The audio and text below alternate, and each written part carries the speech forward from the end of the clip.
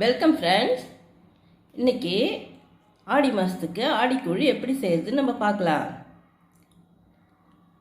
ஆடி மாதம் மாரியம்மன் கோயிலில் கூழ் ஊற்றுறது மிகவும் சிறப்பு. அந்த கூழ் எப்படி செய்கிறதுன்னு நம்ம பார்க்கலாம். இது பார்க்குறதுக்கு முந்தி இந்த சேனலை நீங்கள் சப்ஸ்கிரைப் பண்ணலைன்னா சப்ஸ்கிரைப் பண்ணிக்கோங்க. இந்த வீடியோ முடிஞ்சதுக்கப்புறம் இந்த வீடியோ பிடிச்சிருந்தால் லைக் பண்ணுங்கள், ஷேர் பண்ணுங்கள், கமெண்ட் பண்ணுங்கள். இப்போ நம்ம வீடியோ பார்க்கலாம். கம்பு கேழ்வரகு சேர்த்து கூழ் எப்படி செய்கிறது பார்க்கலாம். அதுக்கு 1 கிலோ கம்பு எடுத்திருக்கேன். 1 கிலோ கேழ்வரகு மிஷினில் கொடுத்து அரைச்சி வந்திருக்கேன். கம்பு மிக்சியில் அரைச்சிக்கலாம். மிஷின்லேயும் கொடுத்து குறைன்னு அரைச்சிக்கலாம், மிக்சிலையும் அரைச்சிக்கலாம். இப்போ இந்த கம்பை வீட்டில் நம்ம வச்சுருக்கலாம், அந்த மிக்சியிலே போட்டு அரைச்சிக்கலாம். சுத்தம் பண்ணிவிட்டு அரைச்சிக்கலாம்.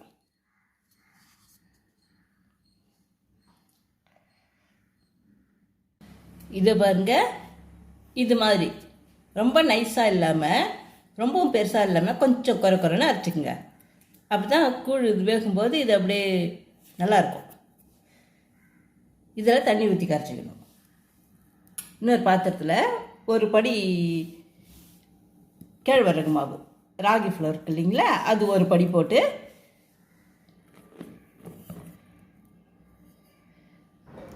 தண்ணி ஊற்றி இதையும் கரைச்சி வச்சுக்கலாம்.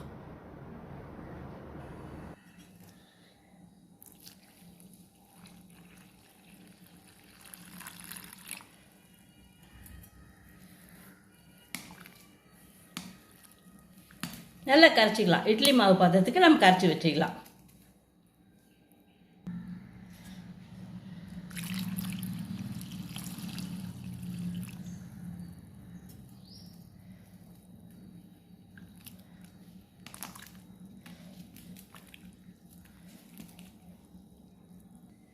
கம்பு மாவு கரைச்ச மாதிரி கேழ்வரகு மாவும் தண்ணி ஊற்றி கரைச்சி வச்சுக்கலாம்.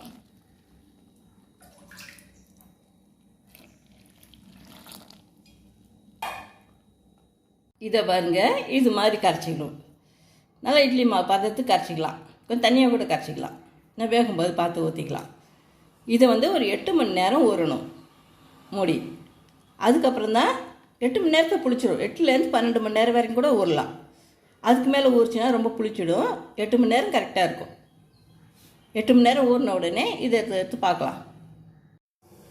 இதை பாருங்க, 8 மணி நேரம் கழித்து கம்பு இது மாதிரி ஊறி புளிச்ச மாதிரி இருக்கும். இப்போ ஒரு பாத்திரத்தில் ஒரு பாதிக்கு கொஞ்சம் தண்ணி ஊற்றி சுட வைக்கணும். இந்த கூழ் ஆக்கிறதுக்கு நல்லா சுட்டுடுச்சு. இப்போ தண்ணி இதில் இந்த கம்பு மாவை சேர்த்துடணும். தண்ணி நல்லா கொதிக்கும் போது இந்த கம்பு மாவு வச்சுருக்கோம் இல்லைங்களா, இதில் ஊற்றிடணும். தண்ணி எல்லாம் கொதிச்சதுக்கப்புறம் தான் ஊற்றணும்.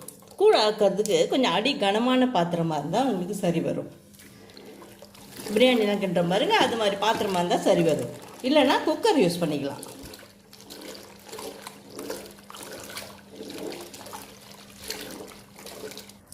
தொடர்ந்து அடி பிடிக்காமல் கிண்டிக்கிட்டே இருக்கணும்.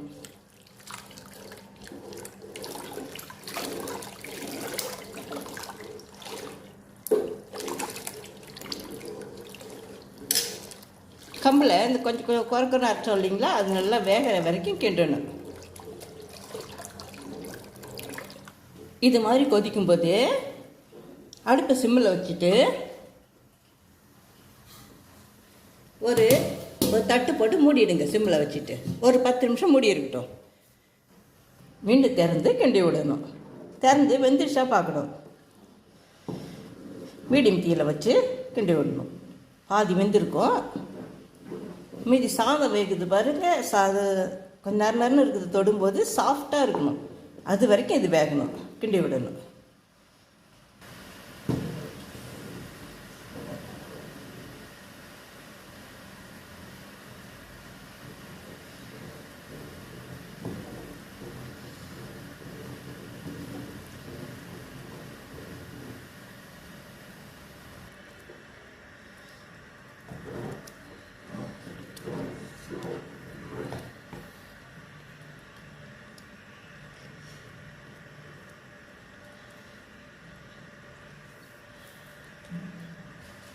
இதை பாருங்கள், இந்த அளவு இப்படி எடுத்து இப்படி நல்லா சாஃப்டாக வெந்திருக்கணும். நல்லா வெந்திருந்ததுன்னா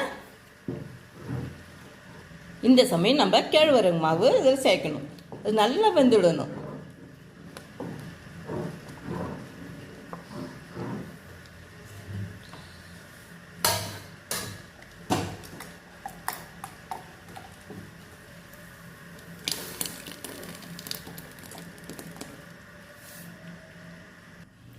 கேழ்வரகு மாவு ஊற்றின உடனே கைவிடாமல் கிண்டிக்கிட்டே இருக்கணும். சட்டுன்னு கட்டியாகிடும் ஏதாவது ஒரு பக்கம் போய்.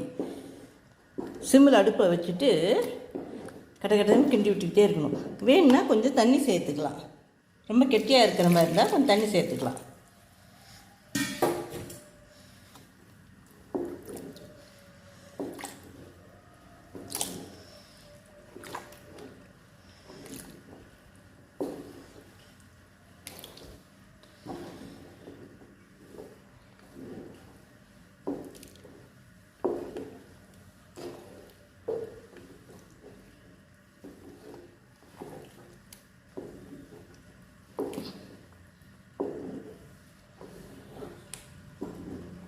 அடுப்பு சிம்மில் வச்சுட்டே தான் கிண்டணும். கேழ்வரகு மாவு ஊற்றினதுக்கப்புறம் சீக்கிரம் வெந்துடும். ஆனால் கெட்டிக்கிட்டே ஆகிடும். அதுக்காக தான் கெட்டிக்கிட்டே ஆகாமல் கை விட்டு அப்படி கை விடாமல் கிண்டிக்கிட்டே இருக்கணும். நிறுத்தவே கூடாது. இந்த குழுக்கு இந்த ஸ்பூனில் 4 ஸ்பூனு டாட்டா சால்ட்டு போடலாம். காயில் அள்ளி போடுறதுன்னா ஒரு பிடி போடலாம். கல்லுப்பு போடுறதும் ஒரு பிடி போடலாம். திட்டமாக போடுங்க. போட்டு பார்த்துட்டு அப்புறம் வேணா கூட நீங்கள் கரைக்கும் போது சேர்த்துக்கலாம்.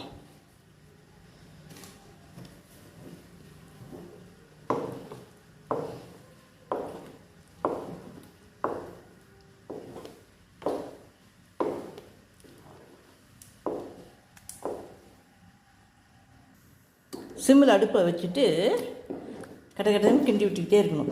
வேணும்னா கொஞ்சம் தண்ணி சேர்த்துக்கலாம். ரொம்ப கெட்டியாக இருக்கிற மாதிரி இருந்தால் கொஞ்சம் தண்ணி சேர்த்துக்கலாம்.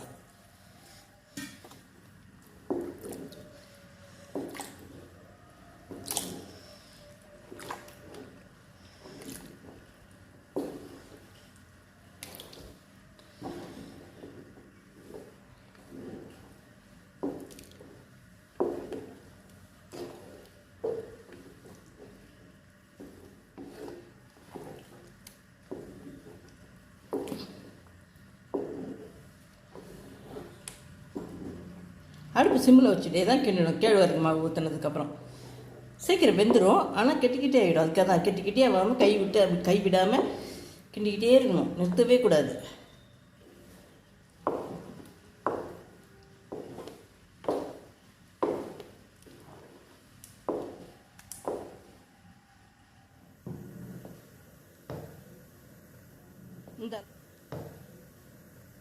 இந்த அளவு வந்தோடனே நிறுத்திடலாம். நீங்களே இது மாதிரி ஆடிக்கூழ் செய்து சாப்பிட்டு பாருங்கள்.